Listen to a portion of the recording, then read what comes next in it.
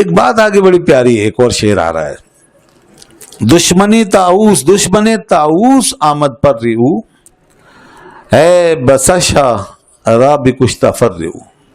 بڑی زبردست بات ہے.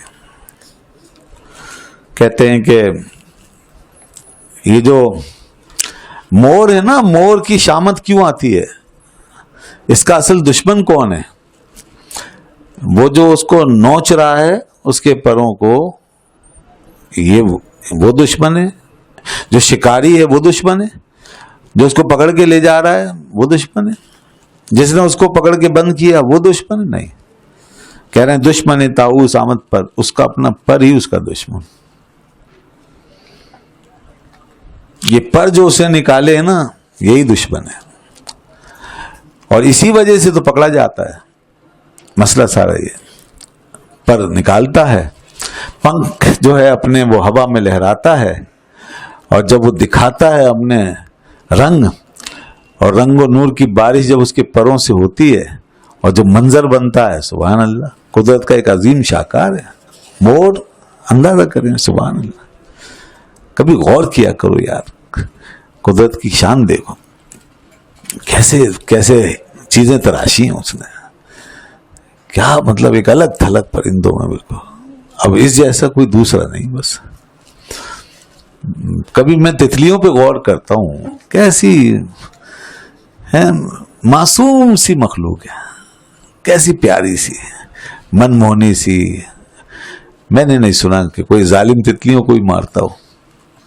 تو ایک عجیب سا کیف محسوس ہو رہا تھا اس حوالے سے کہ اللہ کیسی تو نے ایک لطیف قسم کی چھوٹی سی چیز بنائی ہے، اور یہ ہماری دنیا کے اندر آ کر کس طرح نور بکھیر دیتی ہے، حسن کی نمائش لگا دیتی ہے.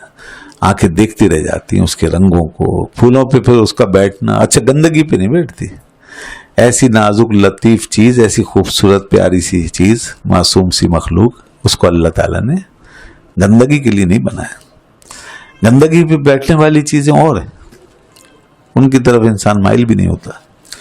اور یہ دیکھو، اس کے لیے اللہ نے خوبصورت پھولوں کو اس کی نشست بنایا. اسی کی بڑی شکل مور کے پر میں دیکھ لیں. مور کا پر ہے، سبحان اللہ، کہ اس پہ کلروں کی جو اس میں ایک چھڑکاؤ ہے اور کمبینیشن اس میں بنا ہوا ہے قدرت، سبحان اللہ. تو اب یہ فرما رہے ہیں کہ یہ جو خوبصورتی ہے نا اس مور کی، اور یہ پروں میں چھایا ہوا جو رنگ ہے، یہ اس کا دشمن ہے. دشمن طاؤس آمد، پیکاکس پلومیج. دشمن طاؤس آمد پر ریو، پیکاکس پلومیج. اے بسا شاہ، بسا کو بسی بھی پڑھا جاتا ہے آج کل. اے بسی شاہ را بکشتہ فر ریو. کتنے بادشاہ جناب، کہتے ہیں کتنے بادشاہ کو ان کا کر و فر لے گیا، مارے گئے، اپنے کر و فر کی وجہ سے مارے گئے. یہ انسان جو ہے کبھی اپنے حسن کے ہاتھوں بھی مارا جاتا ہے. انسان کبھی اپنی ظاہری کمال کے ہاتھوں مارا جاتا ہے. یہ جو ظاہری جو انسان کا جمال ہے، جو کمال ہے، اور انسان کے پاس جو حسن ہے، یا پھر انسان اس کا اظہار کر رہا ہوتا ہے جو اس کے پاس اللہ نے اسے دی ہوتی ہیں نعمتیں. تو جیسے اب بادشاہ کی بات کی نا، تو بادشاہ کب مارے جاتے ہیں؟ جب وہ اپنی طاقت دکھاتے ہیں، اپنی قوت دکھاتے ہیں، اور جب دوسرے بادشاہ دیکھتے ہیں تو پھر ان کو حسد ہوتا ہے، پھر وہ مقابلات کرتے ہیں، مقابلے پہ آتے ہیں. تو جب مقابلے میں آتے ہیں تو پھر یہ مارے جاتے ہیں. تو بادشاہ کا کر و فر جو ہے اس کے زوال کا اور اس کی موت کا سبب بن جاتا ہے، اس کی شکست اور ذلت کا سبب بن جاتا ہے. جس طرح مور کا پر ایسا خوبصورت پر ظاہر ہوا، شکاری نے دیکھا اور اس کے بعد پکڑ کے لے گئی. اور ایسے ہی ہے دنیا میں، ہر ایک چیز جو ہے وہ اپنے حسن و جمال کی وجہ سے نشانے پہ آتی ہے. تو بھائی اس بات سے گھبرانا نہیں چاہیے اگر آپ لوگوں کا نشانہ ہے. اگر آپ تان و تشنی کی زد میں ہیں، اگر آپ حسد کی زد میں ہیں، اگر آپ کا تعاقب ہو رہا ہے، آپ کو لوگ نکتہ چینی کا موضوع بنا رہے ہیں، نہیں بلکہ مخالفت تک، بلکہ دشمنی تک، کیونکہ کل ذی نعمت محسود، ہر ذی نعمت محسود ہوتا ہے. نعمت ہے تو پھر اس آزمائی سے گزرنا پڑے گا. نعمت جب ہوگی، جب حسن ہوگا تو آنکھ اسی پہ اٹھے گی، نعمت ہوگی تو دل ادھر کھینچیں گے اور کشمکش وہیں پیدا ہوگی. یا پھر بالکل سب چھوڑ چھاڑ دو، کیوں کمالات کے پیچھے پڑے ہو، کیوں عروج چاہتے ہو، کیوں بلندی چاہتے ہو؟ نہ کرو اونچی پرواز، مت جاؤ اوپر، آرام سے گھر میں بیٹھو. ایک عام آدمی کو کون پوچھتا ہے، کون دیکھتا ہے اس کی طرف؟ تو ہمیں اصل میں ویسے عام آدمی جیسا سکون بھی چاہیے، اور اس کے ساتھ ہمیں یہ سب کر روفر بھی چاہیے، بلندی بھی چاہیے، عروج بھی چاہیے. ایسا نہیں ہوگا. اگر اوپر جاؤ گے تو نشانے پہ تو آؤ گے، وہی سمجھا رہے ہیں. کوئی بات نہیں، بڑے بڑے لوگوں کے ساتھ ایسا ہوا ہے. ہر ذی نعمت محسود ہے، یہ حدیث کا مضمون ہے. کل ذی نعمت محسود، ہر ذی نعمت محسود. تو انسان کو یہ سمجھ لینا چاہیے، کمال کے ساتھ جو ہے نازک اندازی، نازک اندامی اور نازک مزاجی یہ نہیں چلتے. اگر عروج اور کمال کے ساتھ چل رہے ہیں تو پھر آپ یہ نرم نازک اور حالت لطافت میں رہ کر نہیں چل سکتے، بلکہ آپ کو سخت جان ہونا پڑے گا. آپ کو برداشت کرنے کی اپنی صلاحیت بڑھانی پڑے گی.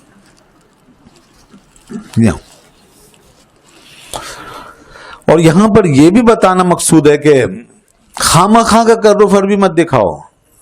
ہاں یہ نمائش نہ لگاؤ چیزوں کی.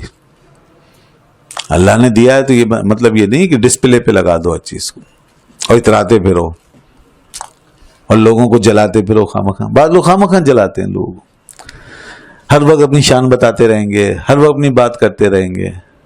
بعض مرد و خواتین ہر وقت وہ اپنے شہر سے نہیں نکلتے، جہاں بیٹھے ارے بھائی میں یہ، میں وہ، میں نے تو یہ کیا، میں اپنی کہانی شروع کریں گے، اسی پہ ختم کریں گے، دوسرے کی بات ہی نہیں سنیں گے. اگلا دوسرا بیٹھ کے جو ہے سوائے اس کے کہ پہلی دفعہ تو وہ بیچارہ اپنا جو دفتر ہے وہ لپیٹنے پہ مجبور ہو جائے گا، دوسری دفعہ کوڑ کے جائے گا، تیسری دفعہ سڑ کے جائے گا، اور چوتھی دفعہ اڑ کے جائے گا اور پانچویں دفعہ لڑ کے جائے گا. تو اب بعض جب نہیں آ رہے تو اگلا تو پھر بیچارہ اپنے آپ کو مجبور پائے گا، اور وہ پھر آپ سے یقیناً یہی کرے گا جیسے اس کے ساتھ ہوا مور کے ساتھ. مور بیچارہ بہت جھوم جھوم کے پر کھول کھول کے ناچتا ہے اور اپنے رقص میں گم مست ہو کر، اسے نہیں پتا کہ لوگ کس کس آنکھ سے دیکھ رہے ہیں. اور جتنا اچھا ہم نے دیکھا، آپ نے دیکھے ہوں گے مور، ہم نے یہ وہاں پہ موریشس میں جب ایک جگہ ہم گئے تو وہاں بہت بڑے اچھے اچھے مور تھے. یہاں تو مور بھی بیچارے ہمارے پرانے ہو گئے تو وہ بڑے تازہ تازہ بہت اچھے جناب، ایک سے ایک کلرفل. اچھا جتنا وہ کھول کے اپنے آپ کو چل رہے تھے نا، بخدا دل چاہتا تھا بس آگے بڑھ کے ان کے پروں کو ایسے گود میں لے لو، یہ سارے پر لے لو. اتنا پیارا منظر. اب مور کو بیچارے کو نہیں پتا یہ کر و فر دکھا رہے ہیں، کلروں کی نمائش، اور ہماری دل کہاں اچھل رہے ہیں اور ہم کیا چاہ رہے ہیں. تو فرمانا ہی چاہتے ہیں کہ تم اپنے دشمن کیوں بنتے ہو، تم کیوں اس طرح لوگوں کے سامنے اپنے آپ کو خامخواہ ظاہر کرنے میں لگے رہتے ہو. جو چیز اللہ کی طرف سے ظاہر ہو جائے بس ٹھیک ہے، جو ضروری ہو جائے اس حد تک ٹھیک ہے، لیکن یہ مت کرو کہ تم ہر ایک کے سامنے اپنے جلوے جو ہیں وہ بکھیرنا شروع کر دو. تو یا تو لوگ پھر تم سے جلیں گے یا پھر تم سے لڑیں گے، اور یا پھر تم سے مقابلے میں آئیں گے، مقابلے میں وہ کچھ بھی کریں گے، ضد ہوگی، بحث ہوگی اور ٹینشن پیدا ہوگی. سب سے زیادہ جو پرامن اور پرسکون ماحول ہوتا ہے نا، وہ ہوتا ہے جس پہ انسان دوسرے کی عزت نفس کو مجروح کیے بغیر اس کے ساتھ تعلق رکھتا ہے. یہ ایک بڑا پرسکون اور سب کے دلوں کو راحت بخشنے والا ماحول ہوتا ہے جب آپ دوسروں کے دلوں کو مطلب یہ کہ ٹھیس پہنچائے بغیر ان کی عزت نفس کو ملحوظ رکھ کے آپ ان کے ساتھ ڈیلنگ کریں, ان کے ساتھ معاملات کریں. اور اس کے اوپر اگر اور مزید آپ اپنے ماحول میں زیادہ قوت پیدا کرنا چاہتے ہیں اپنے رابطوں میں اور تعلقات میں, تو پھر آپ لوگوں کی حوصلہ افزائی کریں, لوگوں کے دلوں کو بڑا ہونے دیں, اپنے دل کو لوگوں کے دلوں کے ساتھ بڑا کرنا سیکھیں. انسان کے دل کی سب سے بڑی کامیابی یہ ہے کہ اس کا دل لوگوں کے دلوں کے ساتھ بڑا ہو. ہمارے ساتھ ایسا کم ہوتا ہے, تربیت نہ ہونے کی وجہ سے, ان تعلیمات کے نہ ہونے کی وجہ سے.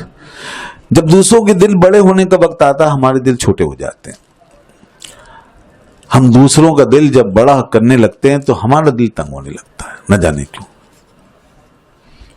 یہ بہت اہم بات ہے. اور ظاہر ہے کہ راحت دلوں سے ہوتی ہے, تعلق دلوں سے بنتا ہے. جب آپ کا دل دوسرے کے دل کو اسپیس ہی نہیں دے رہا, خود پھیل کے اس کی جگہ میں اس کی حدود میں چلا گیا, تو پھر تعلق تو کبھی بھی آپ کا خوشگوار نہیں ہوگا. ہاں, یہ آپ کا تعلق جو ہے وہ ایسے ہی رہے گا, سرد مہری کا شکار, اور بس وقتی اور عارضی. پائیدار, دیر پا اور گہرا تعلق پیدا کرنے کے لیے آپ کو اپنے دل کو دوسرے کے دل کی وسعت کے ساتھ چلانا ہو, اس کو اپنی وسعت سمجھنا ہوگا. سمجھ رہے نا بات کو؟ تو بہرحال جب آدمی وہ اپنا کروفر دکھاتا ہے اور نمود و نمائش اپنی لوگوں کے سامنے رکھتا ہے, تو پھر یہ سب خرابیاں پیدا ہوتی ہیں, ساری خرابیاں جو میں نے پہلے بتائی. اس سے بچیے جناب. یہ میں کرنا چھوڑ دیں. میں ہر وقت ہر ایک کے سامنے میں یہ میں وہ میں. بعض لوگ اتنا اپنا قصہ سناتے ہیں, یقین جانیں کہ دل چاہتا ہے بس اٹھ کے بھاگ جاؤ یہاں سے. اگر محفل کے آداب کا خیال نہ ہو تو واللہ کہ وہاں بھاگنے میں اتنی عافیت محسوس ہوتی ہے, اور بیٹھے رہنے میں ایسا لگتا ہے جیسے کوئی ہمارا گلا گھونٹ رہا ہے پکڑ کے. اس قدر میں کرتے لوگ ہر وقت. اچھا, جب بھی ملیں گے اور بار بار پو الف سے یہ تک پوری کہانی اس طریقے سے, یہ اچھی عادت نہیں. انسانی شخصیت کی سب سے بڑی کمزوری پتہ کس کو کہتے ہیں؟ انسانی شخصیت کی سب سے بڑی کمزوری یہی ہے کہ وہ اپنی میں سے اپنی بات شروع کرے. جو میں سے شروع کرے اور میں کے پر ختم کرے, یہ انسان کی سب سے بڑی کمزوری ہے. اور انسان کی شخصیت کا کمال یہ ہے کہ وہ سے بات کرے اور وہ پہ ختم کرے, اپنے میں کو بھی وہ بنا کے پیش کرے. یہ بہت بڑی بات ہے. یعنی میں نہیں بلکہ وہ کون, فلاں کی وجہ سے یہ میں ہوں. یعنی اس طرح آدمی اپنے آپ کو میں کو وہ بنا دے, یہ بہت بڑی بات ہے. اور اس کے بعد ہم آگے دیکھتے ہیں تو بس ایک شعر اور لے لیتے ہیں. زان کے عشق مردگاں پائندہ نیست, زان کے مردہ سوئے ماں آئندہ نیست. اس وجہ سے یہ عشق بیکار ہے, نکما ہے اور ذلت و رسوائی کا باعث ہے, کیونکہ مردوں کا عشق. اور یہ عشق قائم اس لیے نہیں رہتا کہ مردوں کا عشق, اس وجہ سے کہ یہ مردوں کا عشق ہے, پائندہ نیست, ہمیشہ نہیں رہے گا. زان کیونکہ آدمی مر جائے گا نا. آپ نے دنیا سے عشق کیا اور دنیا کو مرنا ہے, اور جو وجہ ہے وہ زائل ہونی ہے, لہذا آپ کے عشق کو بقا نہیں مل سکتی ہے. آج تک کسی لیلا مجنو کا عشق باقی نہیں رہا, کبھی ختم کہانی اس کی زندگی تک. ٹھیک ہے جی, تو یہ اینڈ ہے اس کا. زان کے مردہ سوئے ماں آئندہ نہیں. اور پھر مسئلہ یہ ہے کہ جو مردہ ہے اس کو آنا بھی نہیں ہے دوبارہ. وہ کبھی نہیں لوٹے گا ہمارے پاس اب جو مر جائے گا. اب اتنا بڑا محبوب کسی نے بنایا اپنا کسی کو اور زندگی اس پہ قربان کر دی اور ہر ایک سے آنکھ بند کر لی اور اسی کے لیے جینا اور مرنے کی قسم کھا لی اور وہ مر گیا. گیا عشق. جب بھی مرے گا عشق ختم اور اس میں پھر کبھی نہیں آنا. لہذا اس عشق نے بھی ہمیشہ کے لیے دفن ہو جانا ہے. قصہ ختم. ہائے ہائے. اب دیکھو, اب پہلے ایک شعر سن لو پھر بس اگلا دروازہ کھول کے پھر ہم اس کو اختتام تک پھر پہنچائیں گے, کیونکہ آگے مضمون آ رہا ہے. معلوم ہے کون سا؟ یہ تو ہے مردوں کا عشق. اب وہ زندہ اور حقیقی کا عشق کیا ہے یہ بتائیں گے. یہ ہے اصل چیز. بتائیں گے یہ کہ دیکھو زندہ اور حقیقی ذات سے جو کبھی نہیں مرے گی اس سے عشق کرنا سیکھو. جب اس کا عشق تمہیں مل جائے گا تو تمہیں پتہ چلے گا عشق کیا ہوتا ہے. اور وہ عشق نہ مرتا ہے نہ مرنے دیتا ہے. تو ایسے عاشق کہاں مرتے ہیں پھر. تو ان کی باتیں پھر اگلے درس میں کریں گے. یہاں پر مجھے ایک غنی کاشمیری کا شعر نظر آ رہا ہے, بڑا پیارا شعر ہے کہ بھلا یہ فانی دنیا بھی کوئی عشق کی دنیا ہے, اس سے عشق کرنا. اس پر شعر کہتے ہیں انیست حسن بے بقا شائستہ دل بستگی. غنی کاشمیری بہت زبردست شعر کہتے تھے, بڑے پائے کے شاعر. نیست حسن بے بقا شائستہ دل بستگی. یہ جو حسن بے بقا ہے یعنی فانی حسن, اس کے ساتھ دل کی بستگی, دل کا بن جانا, اس کے ساتھ دل کا جوڑنا, یہ بھی کوئی شائستگی ہے, یہ بھی کوئی طریقہ ہے. کوئی طریقہ نہیں ہے. یہ نہیں ہو سکتا کہ دل ہمارا ایسی چیزوں کے ساتھ جڑے کہ جن کو خود فنا ہے, جو خود باقی نہیں رہنے والی. اس کی مثال کتنی پیاری تھی. بات چراغے برق یک پروانہ ہمراہی نہ کرتا. بجلی اتنی زور سے چمکتی ہے مگر چونکہ عارضی ہے تو کسی پروانے کو دیکھا پیچھے گیا ہے. کیا بات ہے. بجلی کے پیچھے کبھی کوئی پروانہ گیا ہے؟ نہیں گیا. کیوں؟ اس لیے کہ فانی ہے. تو تم یہ جو دنیا کے بجلیوں پہ مرے جا رہے ہو, یہ حسن کی بجلیاں ہی ہیں نا, مگر عارضی ہیں اور انہوں نے ایک دن ختم ہو جانا ہے. تو تم تو اس پروانے سے بھی گئے گزرے ہو کہ جس نے شمع کا اور بجلی کا فرق خوب سمجھا ہے کہ بجلی کے پیچھے نہیں گیا اور شمع جو مستقل جل رہی ہے اس پہ اپنی جان نچھاور کر گیا.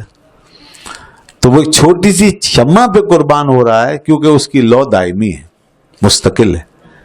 اور اتنی بڑی بجلی جو پوری دنیا کو روشن کرتی ہے مگر چونکہ اسے بقا نہیں ہے, وہاں پروانے کا رخ نہیں ہوتا. تو کیا بات کی ہے دیکھیں. تو بھائی عشق حقیقی کا ایک ذرہ جو ہے نا وہ پوری کائنات سے بہتر ہے, کیونکہ اس کے اندر جو بقا و دوام ہے وہ دنیا بھر کا سارا عشق بھی جمع کرو مجازی تو یہ سب مل کے بھی اس کا مقابلہ نہیں کر سکتے. عشق مجازی کے پہاڑ, بڑے بڑے پہاڑ, عشق حقیقی کے ایک ذرے کے مقابلے میں ٹھہرنے کے قابل ہی نہیں. اس کا ایک قطرہ آپ کے سارے پہاڑوں کو ہمیشہ کے لیے روند کر ہمیشہ کے لیے پامال کر سکتا ہے اور بے نام و نشان کر سکتا ہے. اور کر دیا. جب یہ عشق آتا ہے اللہ کا حقیقی عشق تو پھر بس سارے عشق پھر ختم, اور یہ پھر جاتا نہیں. اس لیے اقبال نے کہا تھا اپنے بن میں ڈوب کر پا جا سراغ زندگی, تو اگر میرا نہیں بنتا نہ بن اپنا تو بن. تو اس پہ بات کریں گے انشاءاللہ. ابھی بڑا زبردست ٹاپک شروع ہو گیا ہے. ہاں اس پر اب اگلے درس میں بات کریں گے.